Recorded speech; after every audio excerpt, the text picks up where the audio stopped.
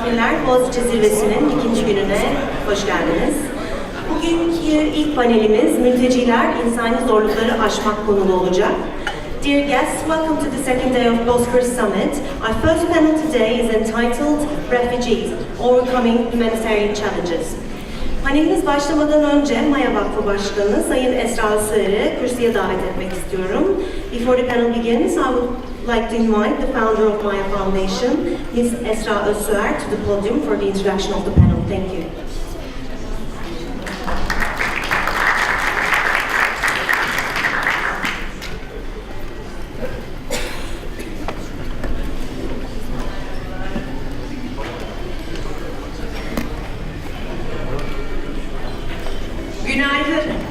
Good morning.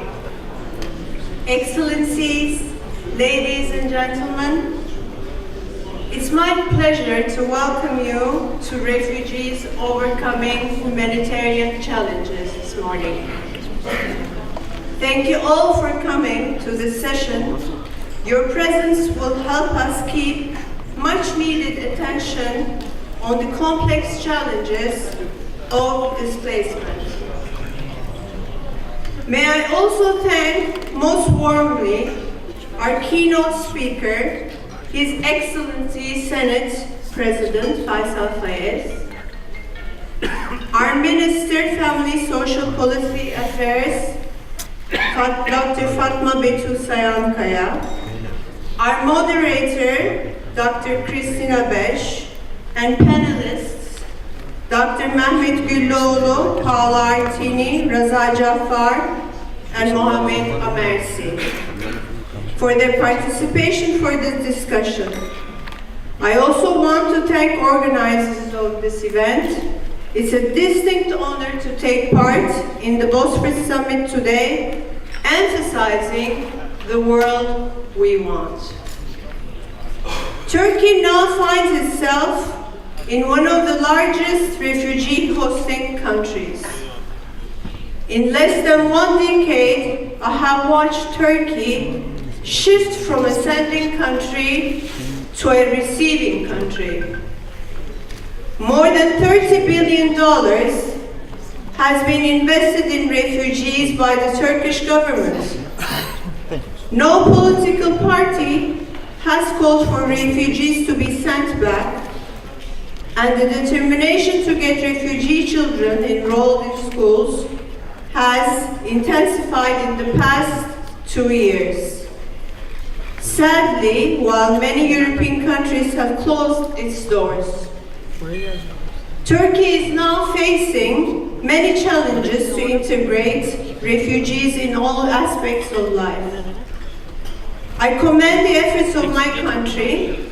Yet, the scale of the refugee crisis puts enormous strain in the host country's infrastructure and basic services. Turkey is currently hosting over 3.4 million number of refugees. Living outside the camps, many face a hardship of life. Large numbers of refugees remain at high risk of exploitation and social exclusion. It's common for most refugees to experience an overwhelming and set of problems, including starvation, economic and sexual exploitation, child marriage, and health issues.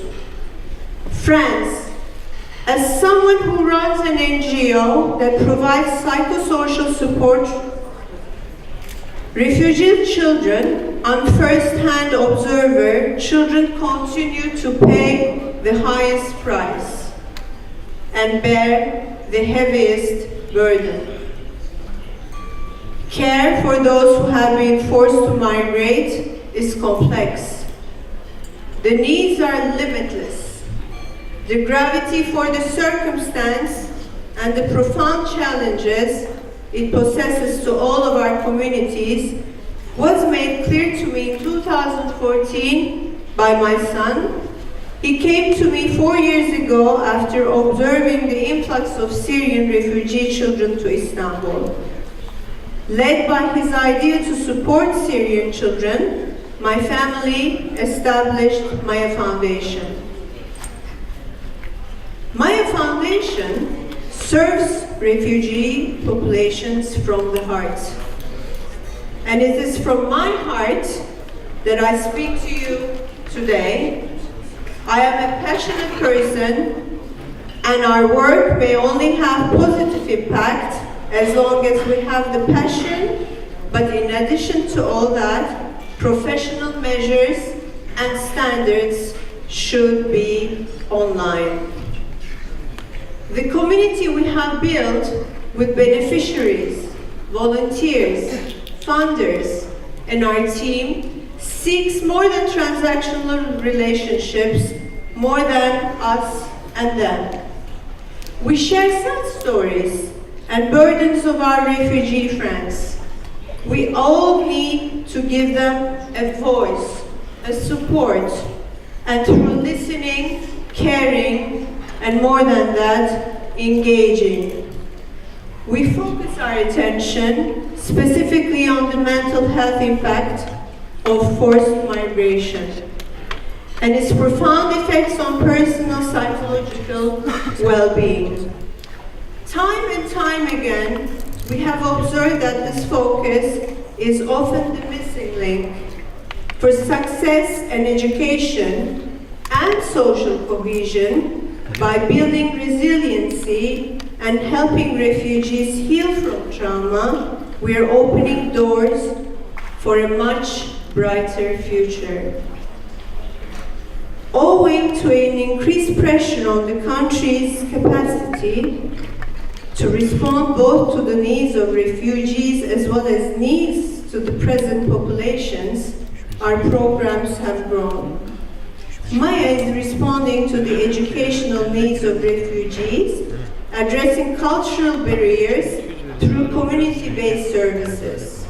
First, ever trauma-sensitive schools, project with the support of the Ministry of Education, a child protection office in the neighborhood of Balat, Save the Children. We aim to protect boys and girls from abuse, violence, neglect, and exploitation, and ensure a protective environment that has a conducive to the healthy development, psychosocial well-being, and positive coping.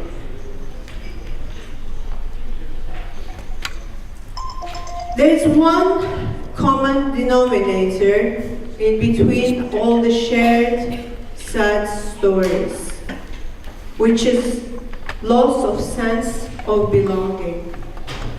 As long as we provide these services, compassion, love, hope, and community building will follow. The human body reflects upon and gives responses upon the health of one's psychological state. And psychosocial support works, and where all of us join together with our fields of expertise, it's a domino effect. Refugees and host communities benefit from improved levels of physical, mental, and social well-being. Out of our shared community, humanity, it should be our main aim to restore that faith.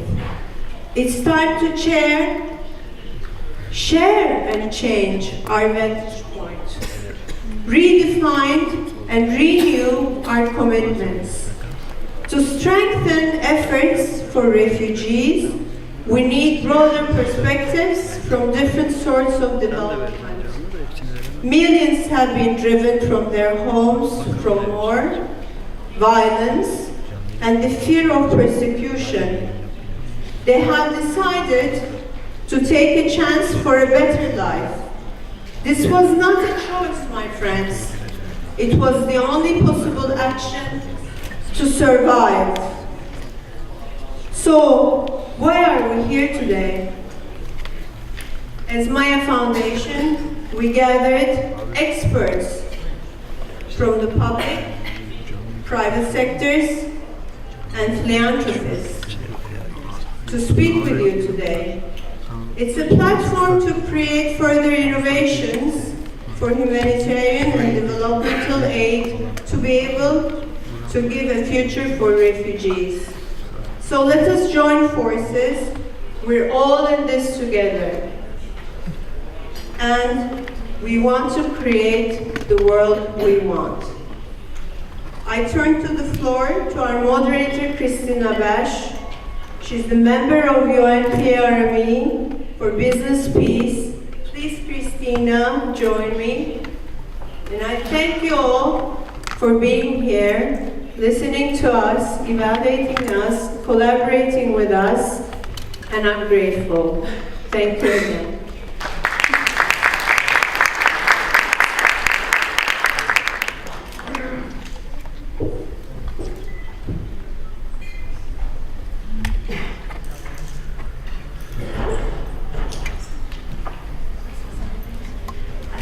May I kindly now invite Cengiz Özgenci to present a plaque of honor to Ms. Esra özsüer.